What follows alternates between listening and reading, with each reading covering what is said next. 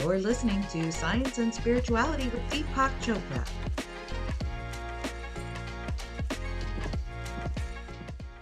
Hello, my friends. This is Dr. Deepak Chopra, and I have the great privilege and honor of speaking to Dr. Gladys McGarey. Here's her book that I'm holding in my hands. So, before we start our conversation, I'd like to tell you that Dr. McGarey is 102 years old. She's has 6 secrets to health and happiness at every age. But let me give you a little background on her. She's the co-founder of the American Holistic Medical Association, began her medical practice at a time when women couldn't even have their own bank accounts. And yet, despite challenges, she has pioneered a new way of thinking about disease and health that over the past 60 years has transformed the way we imagine healthcare and self-care around the world. She is she's the founder. Actually, she started the American Holistic Medical Association, now called the Academy of Integrative Health and Medicine. And she's also the co-founder of the Academy of Parapsychology and Medicine. She lives in Scottsdale, Arizona, where for many years she shared a medical practice with her daughter. She currently has a medical consulting practice, maintains a healthy diet, and enjoys a good piece of cake every now and then. I was also very intrigued that she grew up in India, and during her early childhood in India, had a chance encounter with Mahatma Gandhi. So there's a lot more to say, but I don't want to take up too much time. You should buy the book, read it.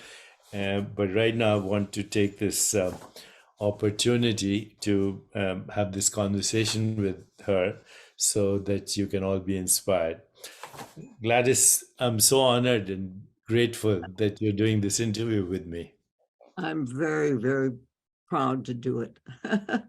So tell me something. I mean, I read right in the early part of the book that your larger philosophy is that each individual is part of a greater whole, and that we are souls having a human experience, and that some part of us is interconnected with other people, and that we come here as part of a personal and collective mission of growth and healing.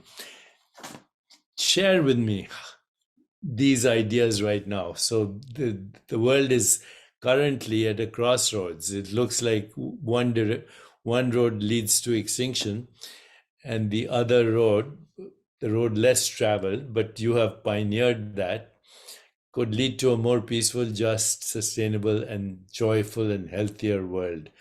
What has inspired you all your life? Well, my parents were medical missionaries in North India, and we lived out in the jungles, and my parents took their osteopathic work back into the jungles. They didn't have much in the way of things that they could do for the patients, but they had a lot of love and care, and they were able to work with the village people. And I grew up with that, running in. When I was little, I could run into the villages with the village kids, and I got to go places that other people didn't. But the village kids would spend their time rubbing my skin to see if they could get the color back. I was this little white thing running around. And so but it was just that kind of a to me, idyllic childhood until I went to school, when I found out I was dyslexic, and that threw everything into the wind. But the work that my parents were doing, and the work that I saw as people responded to the love and care that they were giving, I realized, even as a little one, that that's what I wanted to do. As a 2-year-old, I said I was a doctor. and all my dolls got some kind of treatment in my little thing. So my sister wouldn't let me play with them because they were, they somehow got damaged and I had to fix them. But it was I came into this world with a mission. I think we all do. We don't all know it. We don't all recognize it until later, but we all, Deepak, I kind of picture it like the world is a huge jigsaw puzzle, and each one of us are a piece in that puzzle, and no one else can fit that. I've tried putting other pieces into a jigsaw puzzle and they don't work. But the sides that you touch are so integrated into the puzzle itself. And that, if that piece is missing, the puzzle is just, anybody who's made big puzzles, missing the last piece drives you crazy. You're just looking for that last piece. So I think it's a reality, as you have worked with, and the things that we know that work. Your book is very, very inspiring, and you have these 6 secrets. The number 1 secret, you're here for a reason, which you just brought up right now, that we're here for a reason, we have a mission. In India, there's this concept of dharma. And so this section is divided into 5 chapters. The juice, why am I here? Like pieces of a jigsaw puzzle. Where should I pour my juice? Connecting with desire. Desire being the impulse for creativity and how we unfold our potential. The second secret you mentioned here, all life needs to move. So say a little bit about that, please. Yes. The life itself has to move. If it doesn't move, it dies. It's always moving. And within our bodies, that's what's always happening. The cells are doing what they're doing, the whole thing. So life itself is essential. I mean, movement is essential to life itself. And so if we think that sometimes we'll, as physicians, we'll tell a patient, well, this is time for you to rest. A lot of times people think that means just do nothing. But resting is doing something.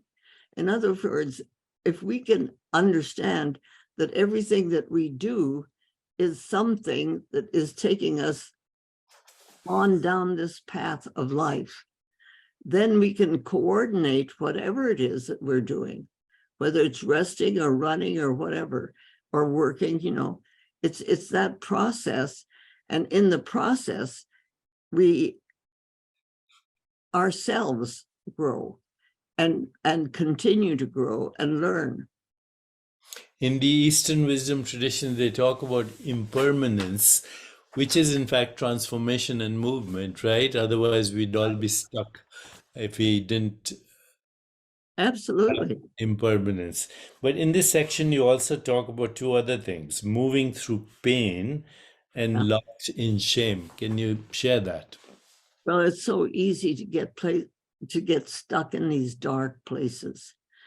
And pain is something that I think are particularly physical pain, but other pains too. They are ways in which our soul is asking and telling us there's something not going right here. So just the concept of getting rid of pain, I think, is kind of stretching things. I don't think we need to get rid of pain. We need to understand what this pain is telling us.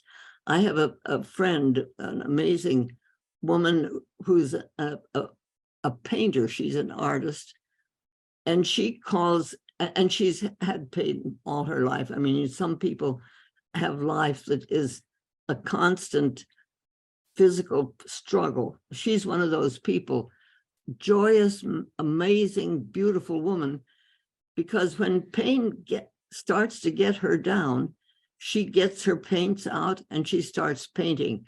And she'll paint the wall, or she'll paint her shoes, or she'll paint anything until she says she gets the ting back into painting. And when that ting comes back in, she can move on with the pain. And it's the ability of not getting over the pain or getting rid of the pain, but understanding what that pain is saying and what it's doing. It's a sign for transformation and growth. In other words, Right. pain takes you to a new level if you move through it and you actually don't deny it, but begin to understand what it means. Right. This chapter, Locked in Shame, what are you referring to? I think we all go through times when we've done something that we didn't particularly like, or even that we're ashamed of. And it can be a little thing, or it can be huge, something that really holds us back from doing what it is that we really need to do. For me, I was, when I started school, I found out I was dyslexic. So I had to repeat. We didn't know what that was. I was the class dummy. I had to repeat my first grade twice. So, and my teacher thought I was a stupid one too, and so did the other kids. So my first 2 years in school were just horrible. And it took me years to actually accept the fact that I had a voice that I needed to share. I had been doing it. I had been writing, I'd been talking, I'd been doing, but I was forever deflecting to somebody else. I would say, well, Bill said this or that, or Jane said that, or, you know, it was a way of which I didn't understand that I had this deep-seated scar in my being that said, you're stupid and nobody's going to really listen to your words unless you coach them in a certain way. I was 93 before I got that understanding that wasn't so. So, but then I got it, and I'm claiming it now. You're amazing. You're amazing. I'm speaking right now to the mother of holistic medicine, Dr. Gladys McGarey. The book is called The Well-Lived Life, a 102-year-old doctor's 6 secrets to health and happiness at every age. We're not going to have time to go through all the chapters here because of various technical reasons, but please read this book because you might be inspired to live your own life to the level of maximum fulfillment as Dr. McGarey has done. Let me read some of the other chapter headings here from Secret to Releasing What Doesn't Matter, Removing the Blockage, Look for the Trickle Around the Dam. Let's go to secret number 3. Love is the most powerful medicine. And here their chapters are titled Love and Fear, Choice, the Role of Self-Love, How to Let Love In, Giving Love to Others, and Love and Miracles. Speak a little bit about miracles, love and miracles. Well, you know, love the Native Americans have always understood that love is the essence of true healing. And so when we actually can accept that and realize that no matter what we do, if it is done with love and understanding, there's a different thing that happens. My oldest son is a retired orthopedic surgeon.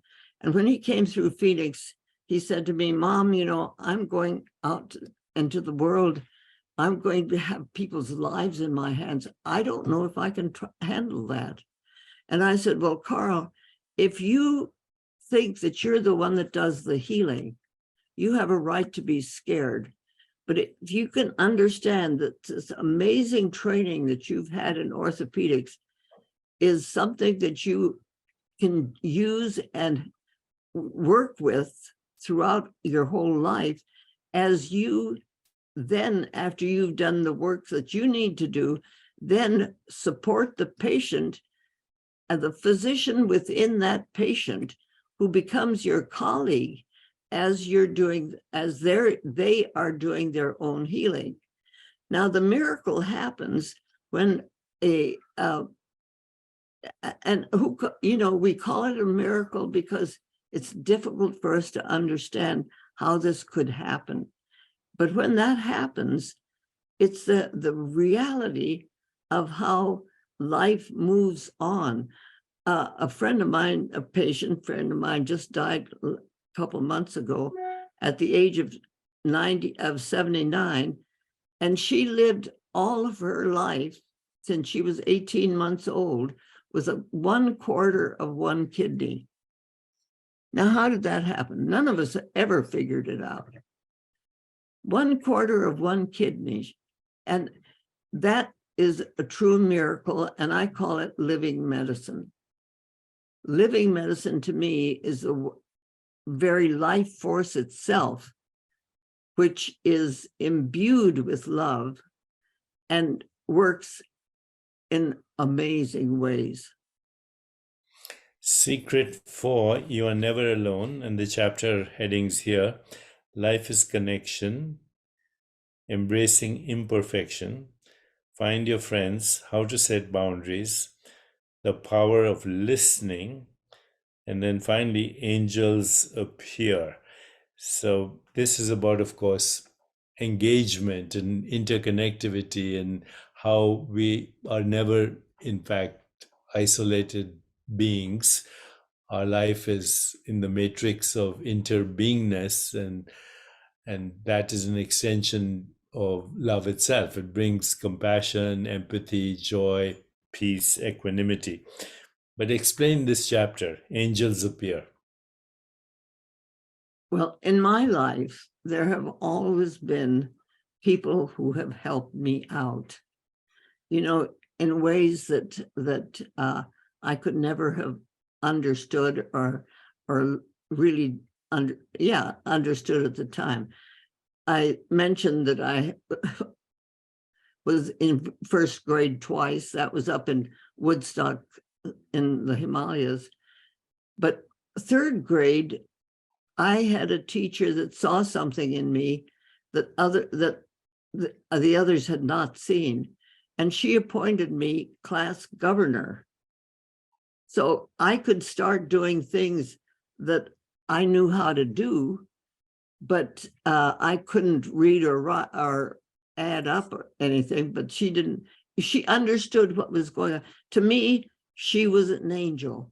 She opened up a life for me that had been really shameful and held back and so on. But this teacher did that. And all through my life, there have been people who have, when life has gotten hard or like, now how am I going to do this? Somebody comes along and we can move forward together. And it's I call those people, and they're living people who are still around me.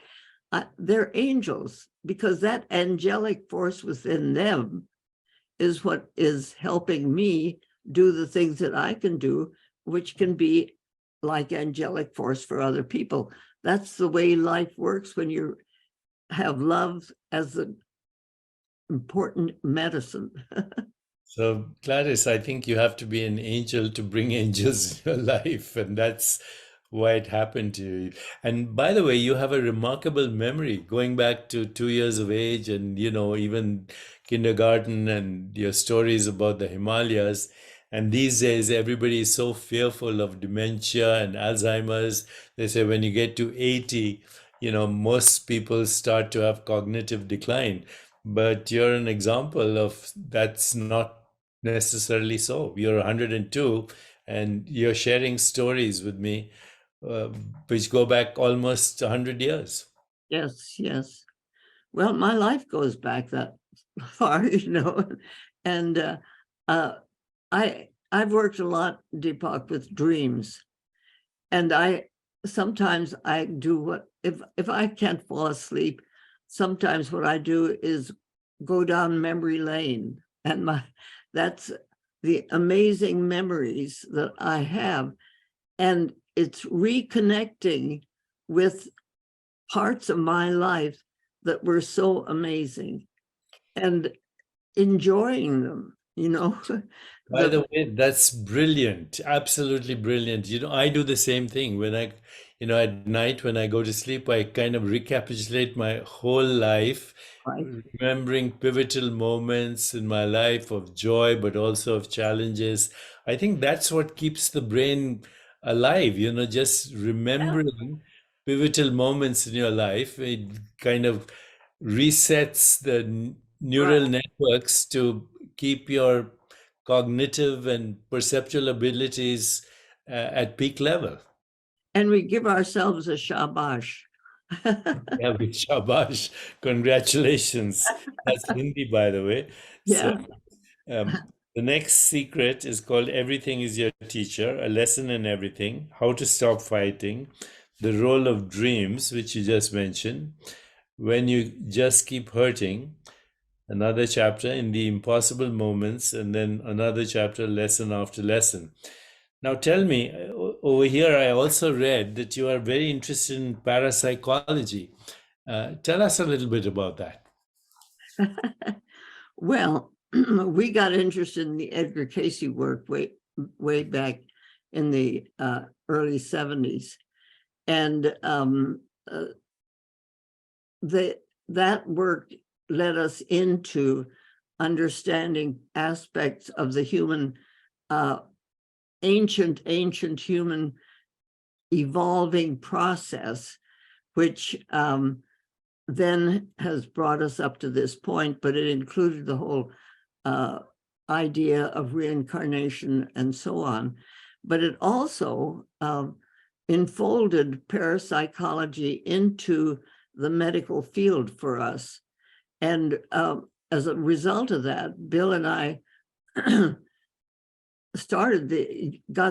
the first acupuncture symposium in the United States at Stanford, because we were able to, well, there's a whole long story there, but it was the reality that we were working with that the medical community was saying was woo-woo and absolutely foolish.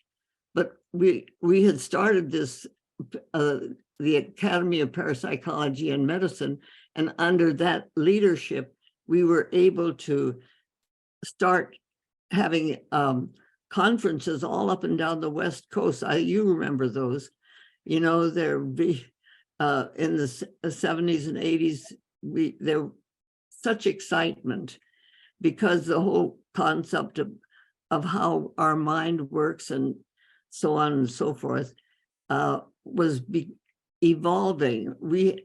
Milton Erickson was a good friend of ours, and that he stretched us too into working with what it was an amazing time. So parapsychology to me is what actually led us into the reality that what was missing in medicine was the spirit. We had the mind and the body, and we were taught about those, but what the spirit did was totally ignored, and in fact called woo-woo. And we were called, you and I both, the names that we received, but that was because it was completely not understood. And when you don't understand the very inner nature of yourself, life can get very confusing, whether you're a doctor or whether you're a kitchen maid. Gladys, these days I've been looking a lot into the nature of consciousness and non-locality and Ah, extrasensory perception and remote viewing and remote healing. And it's very apparent that our fundamental nature is that what you call spirit, which is a field of possibilities, a consciousness that transcends space time. So these non local dormant potentials exist in all of us, and they've been ignored. And even today, I mean, oh when yeah. we talk about that, mainstream medicine kind of has an attitude about that. And yet, this is the realm. If we explore, we would really understand healing as a phenomenon that comes from consciousness, which is a field of possibilities, which is creative. And then now we can see the biological correlates of that in the brain and, neural networks, and also things like neurogenesis, neuroplasticity, where experience determines what happens in the brain. The brain doesn't determine experience, experience determines the correlates in the brain, and experience happens in consciousness, which transcends space and time. So everything you say about parapsychology and have been saying now starts to make scientific sense. Yes. Yeah. So the next secret here, we're going through these secrets, is spending your energy wildly. And here the chapter headings include energy as an investment, what's worth your energy, making space for miracles, feeding the positive, shifting your attention, embracing your life. Just talk to me a little bit about energy. Well, it's all energy. Life is energy. Life as is like a seed, which could be in the pyramids for eons of time, but the energy that is within that seed is the energy of the universe, but it can't do anything until love, which is the life force, activates it. You get some water to it and so on, but you pay attention to it, and then life can begin to express its energy. Energy that is held back like that doesn't do anything, but energy that is connected with love and action is what runs the universe. Boy, that word, love in action. Now, love and action go together. Love without action is meaningless, and Yes. action without love is irrelevant. But love in action, as you said, creates miracles. I could talk to you forever. I want people to read this book, though, because it's extraordinary. It's life transforming. I want everybody to read it. Let me ask you just a few other questions in conclusion. Where are you now? Am I speaking to you? Scottsdale. Scottsdale. And are you still seeing patients? Are you still? Well, Deepak, I don't have a license, but they didn't tell me I had to stop talking so I could consult. I see. I'm a consultant. I see. And how are you doing? You're obviously mentally, emotionally, spiritually right up there, an inspiration to all of us. How are you doing physically? I'm doing well. I had an infusion of stem cells Oh, a while back, and it's been an interesting thing. I haven't noticed a huge change, but some things are happening. And I have a 10-year plan, and the 10-year plan includes a village for living medicine. I truly believe that our universe, the world herself, has been so damaged and hurt that if we could start a village for living medicine, personally, where we would be living with people who understand what we're talking about, who work with the ideas, the research, the way we birth babies, which I'm very, I understand a lot about, and I'm very passionate about. But then aging into health and then education, all of these things would be part of the village for living medicine. And having grown up in Indian villages, I remember the panchayat that ran the village, Correct. The and Council of Elders, yes. yeah, but they didn't pay any attention to women, so not when I was there. So, but anyway, it's that kind of a concept that life has to keep moving, and if it's moving, hopefully it's moving into the light and not into darkness. And right now, people are so frightened and so damaged. They don't know what to do. I'm so concerned about these young men who are shooting people. I know. I have something that I'd like to just quickly say. I had a friend who was a school teacher, and she said one year she had a dog in her classroom, and it was the best year she ever had. And we've been talking about the possibility of having guardian dogs so that these dogs would help the children who are so damaged. These children who are doing that shooting, I don't think they know what love is. Yeah, you know. They don't know what death is. They watch a TV and a person dies, but the next day they're back, and the next day, I don't know. But,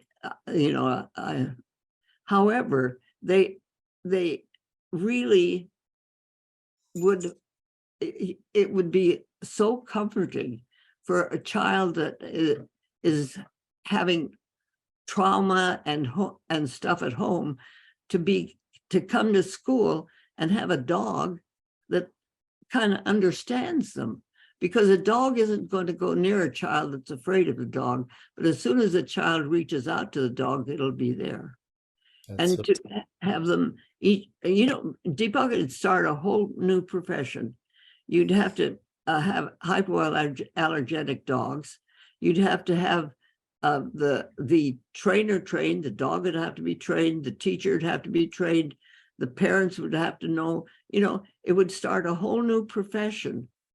And in the process, it would bring love into an area that has somehow itself, the classroom, become damaged, and we're hurting our children.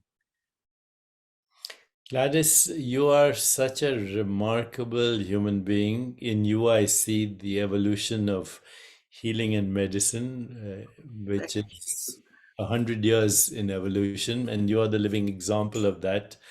And you have pioneered a whole new revolution in medicine. I respect you, I admire you, love you, and you have a 10-year plan now. But before I let you go, what do you think is the mystery of death? What do you think happens after death? I think we still go on. I'm still in communication with members of my family, and really communication. Just before I left for Afghanistan, I fell and I was hurt. And that night, my father, who was he was dead. He was an osteopath. My nephew and my son, and these people all ministered to me that night, and I was able to go to Afghanistan the next day. I mean, I knew my dad would be working, or my son would be working, or my nephew would be. That the whole night was the ministration of people. My son was still alive, but these other two were from the other side. But they were just as real as my son was, and it worked. And I was 86, and I went to Afghanistan to work with birthing women. Amazing. Well, I totally concur with you that consciousness survives physical death, because consciousness is a field of infinite possibilities that recycles as what we call body, mind, and experience of the world. And your personal experience is very, very confirming, because I too commune with my parents on a regular basis. When I sleep at night, I not only recapitulate my life, but when I recapitulate my life, I meet my parents and my grandparents, and I know they're alive Yeah. in another dimension, but they're also alive in me as my genetic activity. I couldn't move my hands or speak to you if these genes, which carry the lifetimes of my ancestors, were not alive in my body right now. So you confirm very eloquently what I've thought of all my life. It's been a great honor. I want everyone to pick up this book and read it. And I wish you all the best in your 10-year plan. And know that I'm your biggest supporter. Oh, You are Deepak. a mentor and inspiration to me and to many people in the world. Oh, thank you. Thank you. And what a joy to spend this time together. Yes, and more to come. Thank you, Gladys. Thanks for listening. If you enjoyed this episode, please subscribe, comment, and share. You can also visit deepakchopra.com for upcoming events, news, and books.